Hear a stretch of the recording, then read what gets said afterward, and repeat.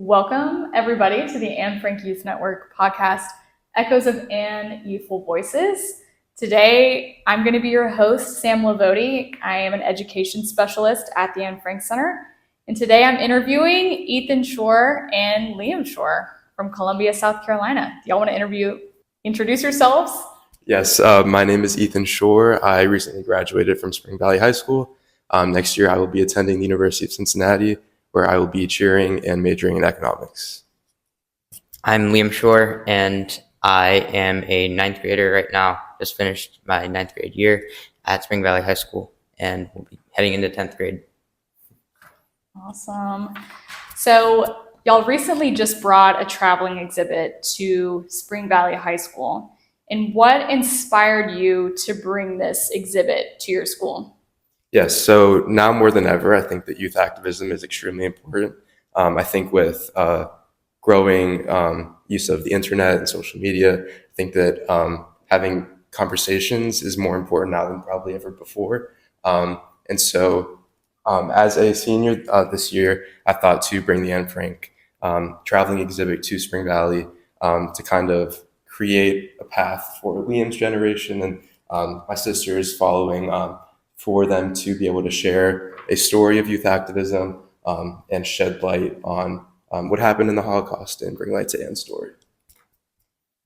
Anne has a remarkable story, and just getting to know that story was very inspiring for just bringing this exhibit to Spring Valley and having our community become a part of it. Awesome. Go Vikings, as a Spring Valley alum. Yeah. So as brothers, how has working together on this project influenced your perspectives on what youth activism means and leadership in general? Yeah, so I think a big lesson that I took away was a lesson of communication. I had to communicate with a lot of people to bring this together, including my brother. And we brought in a lot of our friends, a diverse group of people, to be a part of this and to share Anne's story in the Holocaust with a diverse community at our high school as well. So yeah, I think communicating was a big lesson. It was amazing just to see my brother take leadership, especially in introducing the exhibit to Spring Valley, but also being a part of the network of bringing all of our friends together to help share this story with the community. Yeah, and y'all had a really great group of guides there. And I felt that community with the tour guides, and just literally bringing your community there was absolutely amazing. So can you walk us through the process of bringing this exhibit to your school? So if there's another student listening who might want to have the same experience, what are the steps that they need to take? Yeah, so I'm sure that if there's another student, they probably started in the same situation that I did, which was having the idea. It started with my mom and I discussing the idea, and then the next step was going to be finding a teacher or a staff member that was going to support us and help guide us in bringing the exhibit to the school. So we spoke to a few teachers, and we found our librarian, Allison Pack, who supported us and helped to guide us in making it possible. We had to communicate with the principal and other staff at Spring Valley, and we got in touch with teachers to bring their classes to view the exhibit and come along with us. So, yeah. And Liam, this is your second time being a tour guide. So did you notice this time, maybe the last time, any challenges that happened bringing it here? It was very different. My past experience was in middle school at Dent Middle School as an eighth grader, where a lot of the teachers were already involved in this in previous years, and it was more of just following the leader. But this time, I had to take on more leadership as well as my brother and the other tour guides, docents. And that part of that experience was seeing how taking that leadership and doing all of this youth activism as a high schooler with less mentorship, how that really happens and how to take that leadership on your own. Yeah, amazing. And did your classmates and teachers, how did they react to the exhibit? And did anything that they said, did it surprise you in terms of the exhibit? Yeah, so classmates and teachers reacted very well. I was kind of prepared for a little bit of backlash, maybe. Maybe not everyone was going to take the content seriously. And we were very fortunate to have a supportive audience at our high school. We even had students who spoke to us after giving the tour and asked if they could be a part of it next year, which I thought was really, really cool. Yeah, I'll let Ian. As Ethan said, I've seen a lot of individuals show more interest in participating in the future after seeing what we did as docents and what they learned throughout the process. Seeing how every docent learned and was trained, there was a large learning opportunity for each docent, especially, but spreading that knowledge to individuals and students of our school, it was really important. And as everyone interacted with the material and the content, they seemed to be very accepting and understanding and growing from it. Yeah, so we are hosting the traveling exhibit at Spring Valley next year. So that'll be the second year. So those students can join in on the fun. So what do you hope students and visitors are taking away from the exhibit experience? Anne's story is a very special story. It's very important to see how we view a child during this time of the Holocaust and all that Anne went through. We have several stories of victims and individuals who survived the camps and survived just the persecution of the Holocaust. But to see it from a child's perspective, a child who was in hiding, it's a very unique opportunity that we're given through Anne's diary. And to share this with our community and to really have individuals connect with Anne's story, it's really important. I find children, especially around Anne's age or on my age, they have a very different view on the world and how they want to influence it. It's more of an optimistic view. And Anne's story is really beautiful for that. Yeah, I absolutely agree. I think that our opportunity as students to share Anne's story as well, and the story of the Holocaust, is incredibly important as well. I think that when students are learning from other students, that is extremely powerful, and people are more likely to listen when they're being spoken to by others that are their own age. So that was a very, very cool opportunity. Yeah, it is pretty special. And it just shows the power of peer-to-peer education, which is what we're all about. And really what you both said is kind of summarizing what the Youth Network is and what it means to young people and how important it is to society as a whole. So that's incredible. Ethan, why do you believe youth activism is so important in today's world? I believe youth activism is important because we as the next generation have a voice. We have a lot to say and a lot that needs to be heard. We see things differently than other people, other ages. And I think that when we are given a voice, people listen. And that is very, very powerful. Yeah. Yeah. As I said before, the optimistic view that Anne shares with her audiences through her diary, that youth perspective, it's part of what makes us want to keep learning, keep educating, and keep understanding and growing as a community and as a society through that optimistic view. That's part of why the future is so exciting and why we want to make sure our future is maintained and held stable. Yeah, and Otto Frank, he said, youth voices matter.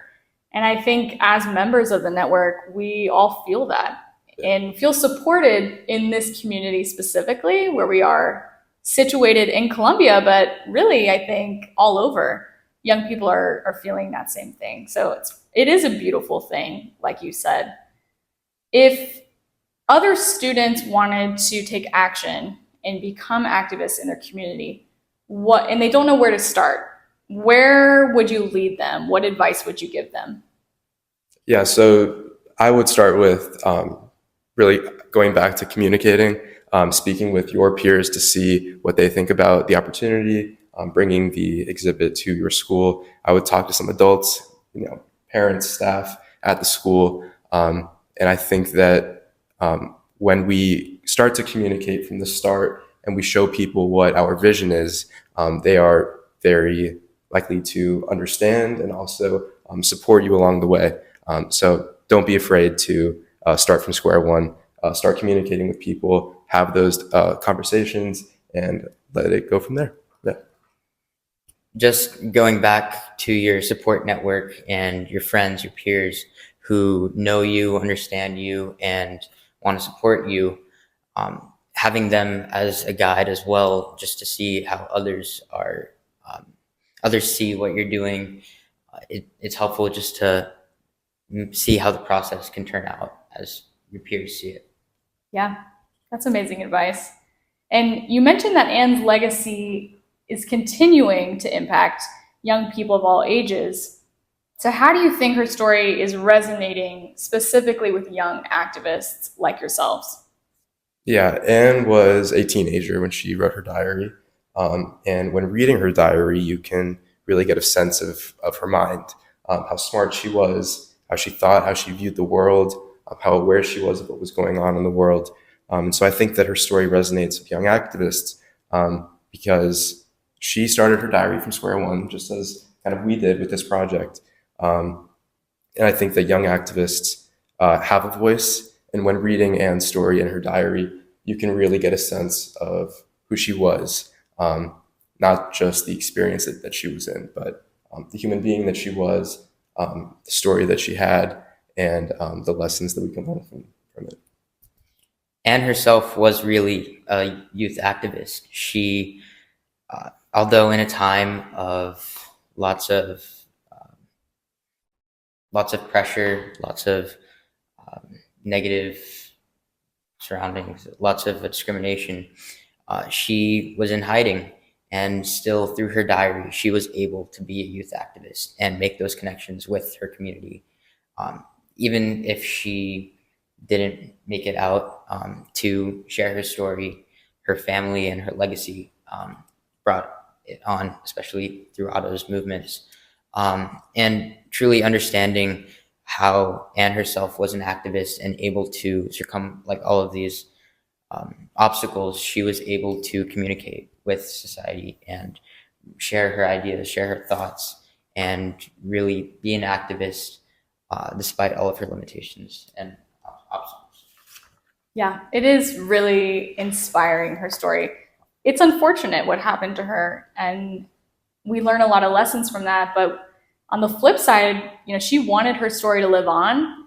Any story that she had, whenever her life ended, she knew she wanted to live on past her life, and she was able to do that. It's so inspiring, and youth today, I think, are holding on to that and feeling what she felt. Like both of you said, it's just beautiful. After this project, what is next for you in terms of activism, maybe what you're looking to do in your community? Ethan, you're going to a new community. Yeah. So you're starting fresh, new things. Liam, you'll be here. And we've got another great exhibit coming up. But anything else? What's on the horizon? Yeah, so next year I'll be moving to Ohio. So I will be in a new community, a vibrant city in Cincinnati. So next year, in terms of activism, I'm also going to have a very cool platform as a student athlete to have a voice and represent my school. And I look forward to continuing to be a part of the youth network and hopefully continuing to guide young activists in a new community as well. So yeah, that's really exciting, and I'm looking forward to it. Amazing.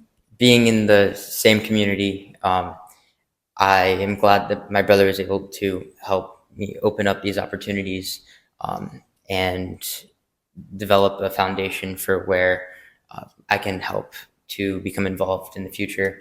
I hope to become more involved in the Anne Frank Center and in the youth network as I progress in high school.